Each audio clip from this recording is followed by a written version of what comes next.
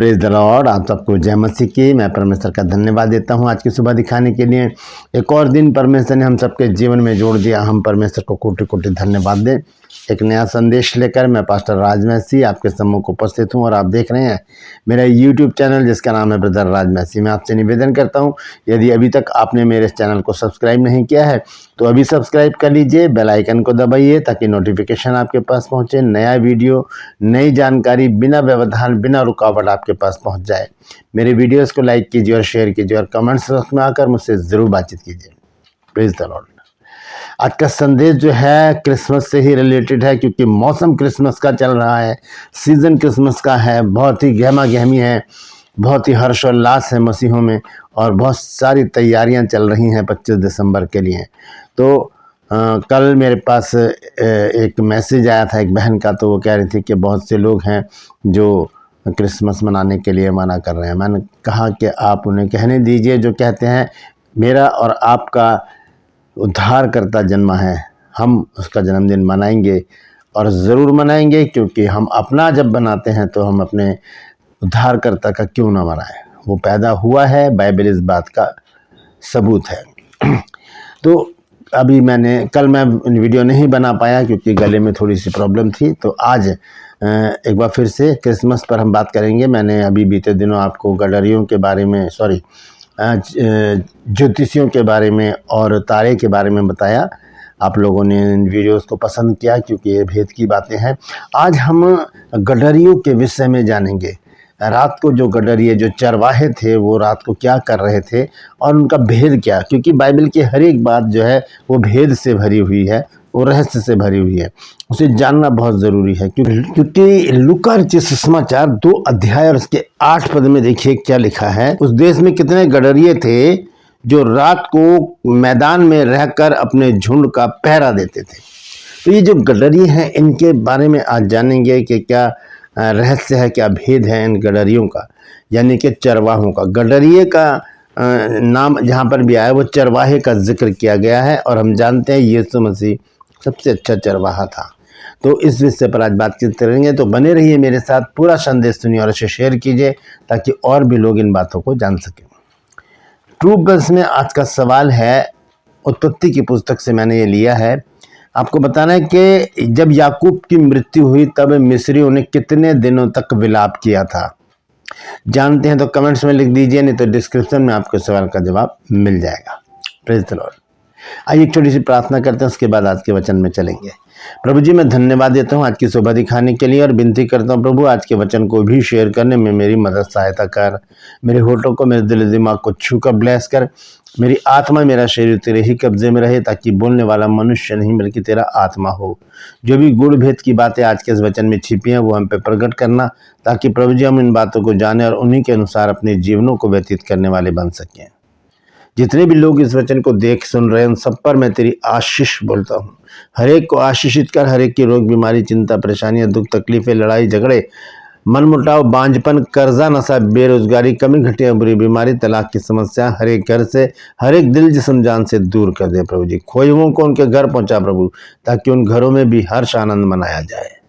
यीशु नासरी के नाम से मांगता हूँ, आमीन।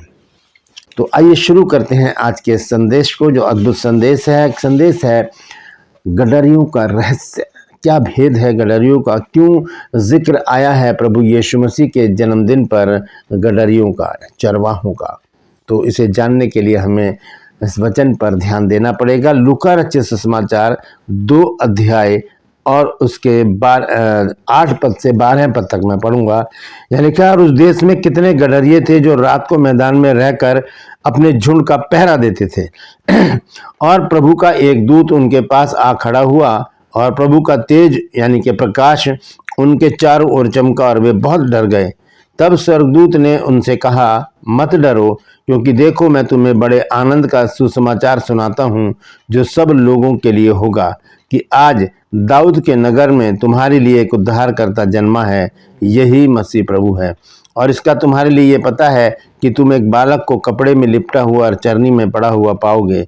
तब एकाएक उस स्वर्गदूत के साथ स्वर्गदूतों का दल परमेश्वर की स्तुति करते हुए और यह कहते हुए दिखाई दिया कि आकाश में परमेश्वर की महिमा और पृथ्वी पर उन मनुष्यों में जिनसे वह प्रसन्न है शांति हो। मैंने 14 आयत तक पढ़ा है, 8 से 14 आयत तक लूका रचित सुसमाचार, लूक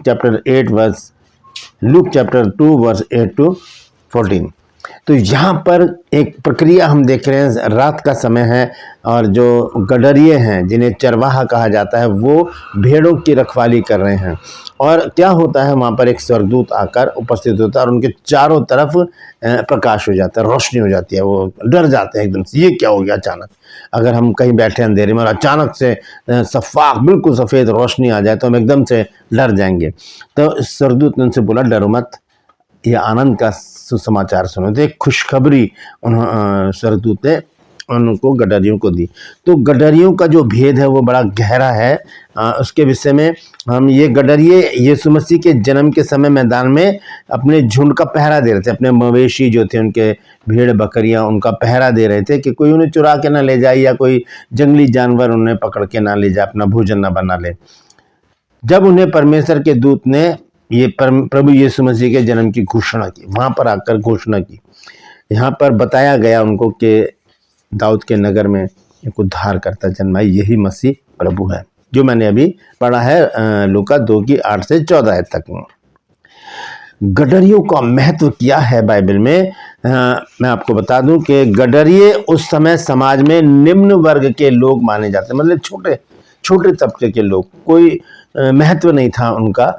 जैसे कि आज के ज़माने में भी हम देखते हैं, ख़ासतौर से इंडिया में भी हम देखते हैं कि कुछ लोग ऐसे होते हैं जिनके साथ छुआछूत मानी जाती है, उनके साथ का पानी नहीं पिया जाता या उनके साथ कोई व्यवहार नहीं रखा जाता, उनके साथ हाथ नहीं मिलाया जाता, उन्हें दूर बैठाया जाता है। तो इस तरह के ये जो गडरिये थे इस तबके के थे, इनको छोटा माना जाता था। लिखा है कि निम्न वर्ग के लोग माने जाते थे। ये अक्सर अशिक्षित और गरीब होते थे, मतलब अनपढ़ और गरीब होते थे, क्योंकि गरीबी है तो फिर कैसे पढ़ाएंगे। और आगे मैं बता दूं आपको, और उनकी गवाही को विश्वसनीय नहीं माना जाता था। वो अगर कुछ बताएंगे तो कोई उनके पर विश्वास नहीं करता था कि तो ऐसे ही बोलते रहते, गरीब आदमी है, इनको क्या पता, ऐसे करते। आज भी ऐसे होता है, गरीबों की कोई सुनता ही नहीं है। तो ये एक छोटे तबके के, निचले तबके के लोग थे गडरिये।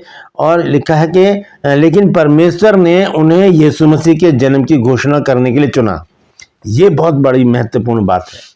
एक छोटी सी चीज़ को मैंने आपको परसों भी बताया था, जब मैंने तारे के बारे में आपको बताया था कि परमेश्वर ने छोटी से छोटी चीज़ को बहुत महत्व दिया, जैसे राई का दाना हो गया, और जैसे मूसा की लाठी हो गई, गधे के जबड़े की हड्डी हो गई, और भी बहुत सारी छोटी छोटी चीज़ें हैं बाइबल में जो हमें बहुत सारे संदेश हमें देती हैं।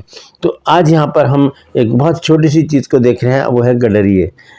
हमारी दृष्टि में वो छोटे हो सकते हैं, लेकिन परमेश्वर किसी का भी पक्षपात नहीं करता। परमेश्वर की दृष्टि में कोई भी महत्वहीन नहीं है। और परमेश्वर ने उन्हें यीशु मसीह के जन्म की घोषणा के लिए चुना, उन लोगों को चुना। और कितने लोग होंगे, हेरोदेस को क्यों नहीं चुना, वहाँ पर क्यों नहीं पहुँचा संदेश, वहाँ पर क्यों नहीं गया स्वर्गदूत, वहाँ तो ज्योतिषी गए। हेरोदेस तो राजा था, सबसे बड़ा राजा, और उसके बाद सबसे छोटे गडरिये। दोनों चीज़ों को हम देखते हैं। मत्ती 2 अध्याय में राजा का जिक्र आता है और लूका 2 में गडरियों का जिक्र आता है। तो परमेश्वर किसी को भी महत्वहीन नहीं समझता। परमेश्वर की दृष्टि में सब एक समान है, राजा हो या रंक हो, राजा हो या गरीब हो। तो परमेश्वर की दृष्टि में कोई भी छोटा नहीं है। परमेश्वर ने महत्व दिया गडरियों को। रात को जाग रहे थे, वहाँ पर रोशनी चमकी, नहीं तो उनको बताने की क्या जरूरत थी, लेकिन परमेश्वर इस बात को दर्शाना चाहता है कि मेरी दृष्टि में सब एक बराबर हैं। हम एक वचन देखेंगे, मैं पढ़ूंगा मत्ती रचित सुसमाचार 5 अध्याय और उसका 43 से 45 पद तक। देखिए यहाँ पर क्या लिखा है। यहाँ पर लिखा, तुम सुन चुके हो कि कहा गया था कि अपने पड़ोसी से प्रेम रखना और अपने बैरी से बैर, परंतु मैं तुमसे कहता हूँ कि अपने बैरियों से प्रेम रखो और अपने सताने वालों के लिए प्रार्थना करो। अब ये जो 45वीं आयत है ये खास है, इसलिए मैंने वचन को लिया है। यहाँ लिखा है, जिससे तुम अपने स्वर्गीय पिता की संतान ठहरोगे, क्योंकि वह भलों और बुरों दोनों पर अपना सूर्य उदय करता है और धर्मियों और अधर्मियों दोनों पर मेंह बरसाता है, यानी कि बारिश बरसाता है। तो परमेश्वर किसी का पक्ष नहीं करता। यहाँ पर गडरिये एक छोटे तबके के लोग हैं, गरीब हैं, अनपढ़ हैं, ऐसे लोगों के पास सबसे पहले संदेश पहुंचता है प्रभु यीशु मसीह के जन्म का। तो इनको परमेश्वर ने नहीं छोड़ा। अगर आपके मन में ऐसी बातें आती हैं कि मैं छोटा हूँ, मेरी कोई सुधि नहीं ले रहा, मुझे कोई पूछ नहीं रहा, ऐसी बातें कि कोई मेरा सहायक नहीं है, मैं अकेला हूँ या अकेली हूँ, ऐसी बातें अगर आपके मन में आ रही हैं तो याद रखिए कि परमेश्वर की दृष्टि आपके ऊपर है। परमेश्वर ने आपको नहीं छोड़ा है। परमेश्वर किसी को नहीं छोड़ता, वो हमेशा साथ में रहता है। गडरियों को नहीं छोड़ा, क्या ज़रूरत थी उनको संदेश देने की। परमेश्वर ये दर्शाना चाहता है कि परमेश्वर की दृष्टि में कोई भी महत्वहीन नहीं है, चाहे मैं हूँ, आप हो, कोई भी हो। जब हेरोदेस राजा के पास संदेश पहुँचता है ज्योतिषियों के द्वारा, तो गडरियों के पास भी पहुँचता है स्वर्गदूत के द्वारा। दोनों में कितना फ़र्क है। राजा है एक, वहाँ पर स्वर्गदूत नहीं गया, वहाँ पर ज्योतिषियों के द्वारा संदेश पहुंचा। गडरिये जो छोटे तबके के लोग हैं, ज़मीन पर रहने वाले लोग हैं, ज़मीनी हकीकत है उनकी, वहाँ पर स्वर्गदूत को भेजा जाता है। ये दर्शाता है कि परमेश्वर किसी का पक्ष नहीं करता। अगर आप इस तरह की ज़िंदगी जी रहे हैं कि छोटे हैं हम, तो इस बात को अपने मन में रख लीजिए कि आपके ऊपर परमेश्वर की दृष्टि है। परमेश्वर ने आपको नहीं छोड़ा है और ना वो कभी छोड़ेगा। परमेश्वर के वचन को पढ़ लीजिए, लिखा है वचन में कि ना मैं तुझे छोड़ूंगा, ना मैं तुझे त्यागूंगा। और एक बात और बताना चाहता हूं मैं, लूका रचित सुसमाचार जब हम पढ़ते हैं 12 अध्याय और उसके 32 पद में, तो देखिए क्या लिखा है। हे छोटे झुंड मत डर, क्योंकि तुम्हारे पिता को यह भाया है कि तुम्हें राज्य दे। छोटे झुंड, छोटी सी बात को बड़ा महत्व देता है हमारा पिता परमेश्वर। तो गडरियों के विषय में मैंने आपको बताया कि गडरियों का महत्व क्या है, कि गडरिये उस समाज में निम्न वर्ग के लोग माने जाते थे। पहली बात, वे अक्सर अशिक्षित और गरीब होते थे, यानी कि अनपढ़ और गरीब होते थे, और उनकी गवाही को विश्वसनीय नहीं माना जाता, मतलब उनकी किसी भी बात पर विश्वास नहीं किया जाता था। लेकिन परमेश्वर ने उन्हें यीशु मसीह के जन्म की घोषणा करने के लिए चुना, और जो ये दर्शाता है कि परमेश्वर की दृष्टि में कोई भी व्यक्ति छोटा या महत्वहीन नहीं है। परमेश्वर की दृष्टि में कोई भी छोटा या बड़ा नहीं है, उसकी दृष्टि में सब एक हैं। वो सबको एक नज़र से देखता है, सबके लिए सूर्योदय करता है, सबको लिए बारिश देता है और सबकी देखभाल करता है, सबको भोजन देता है, पानी देता है, कोई भूखा प्यासा नहीं मरता। और इसका आध्यात्मिक अर्थ देखें क्या है। गडरियों का आध्यात्मिक अर्थ ये है कि वो यीशु मसीह के अनुयायियों का प्रतिनिधित्व करते हैं, जो अपने जीवन में यीशु मसीह की रक्षा और सेवा करने के लिए जिम्मेदार है, यानी कि चरवाहे, जिन्हें सेवक कहा जाता है, प्रभु के दास दासी चरवाहे। और जैसे गडरिये अपने झुंड का पहरा देते थे, वैसे ही यीशु मसीह के अनुयायियों को अपने जीवन में यीशु मसीह की रक्षा और सेवा करनी चाहिए, यानी कि यीशु मसीह के लोगों की रक्षा और सेवा करनी चाहिए। जो चरवाहे हैं, उन्हें कहीं पर भी किसी भी कंट्रोवर्सी में फंसने की ज़रूरत नहीं है, किसी से वाद विवाद करने की ज़रूरत नहीं है, किसी से भी लड़ाई झगड़ा गाली गलौज करने की ज़रूरत नहीं है। सिर्फ एक ही काम सौंपा है परमेश्वर ने, इन गडरियों की तरह अपने झुंड की रखवाली करना, अपने उनको जो झुंड दिया गया है उसकी देखभाल करना।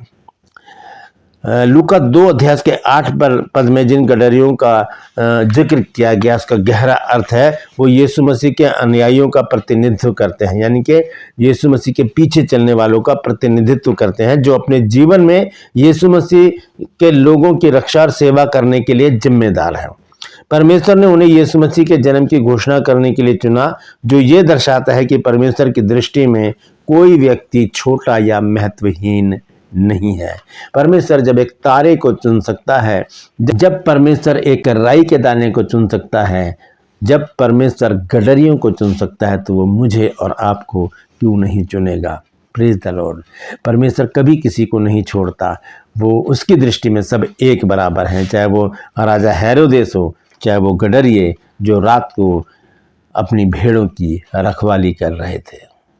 Praise the Lord. परमेश्वर इन वचनों के द्वारा हम सबको आशीष दे। यदि आज आपने कुछ नया सीखा है तो कमेंट्स में ज़रूर लिखिए और इस वचन को शेयर कीजिए ताकि और भी लोग इन बातों को जान सकें। Praise the Lord. True pulse में आज का सवाल है, आपको बताना है कि जब याकूब की मृत्यु हुई तो मिस्रियों ने कितने दिन तक विलाप किया था। जानते हैं तो कमेंट्स में लिख दीजिए, नहीं तो डिस्क्रिप्शन में आपको इस सवाल का जवाब मिल जाएगा। मैं आपसे निवेदन करता हूँ, यदि अभी तक आपने मेरे इस चैनल को सब्सक्राइब नहीं किया है तो अभी सब्सक्राइब कर लीजिए, बेल आइकन को दबाइए ताकि नोटिफिकेशन आपके पास पहुँचे, नया वीडियो, नई जानकारी बिना व्यवधान, बिना रुकावट आपके पास पहुँच जाए। मेरे वीडियोज़ को लाइक कीजिए और शेयर कीजिए और कमेंट्स बॉक्स में आकर मुझसे ज़रूर बातचीत कीजिए। Please the Lord. आज के लिए बस इतना ही, फिर मिलूंगा एक नए संदेश के साथ, एक नया वीडियो लेकर। तब तक के लिए मुझे इजाज़त दीजिए, लेकिन अपना और अपनों का ख्याल रखिए और ध्यान रखिए, आप छोटे नहीं हैं। परमेश्वर की दृष्टि आप पर भी है, क्योंकि आपकी नज़र में परमेश्वर है और परमेश्वर की नज़र में आपका महत्व बड़ा है। Praise the Lord. परमेश्वर आप सबको आशीष दे।